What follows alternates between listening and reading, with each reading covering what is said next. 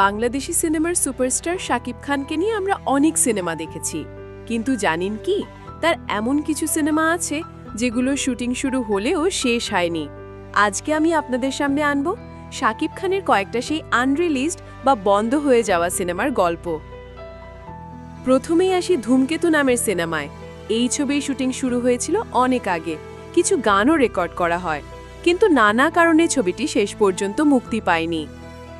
এরপর আসে অপারেশন আগুন।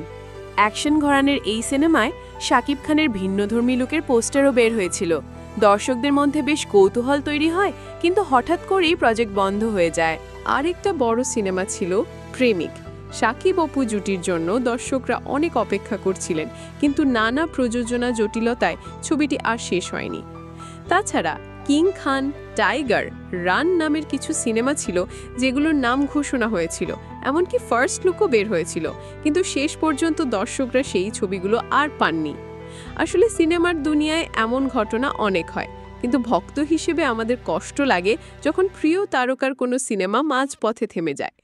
আপনারা বলুন তো, শাকিব খানের কোন আনরিলিজড সিনেমাটা আপনি হলে দেখতে সবচেয়ে বেশি আগ্রহী হতেন? কমেন্টে জানাতে ভুলবেন না। ভিডিওটি ভালো লাগলে লাইক, শেয়ার আর সাবস্ক্রাইব করে সাথেই থাকুন।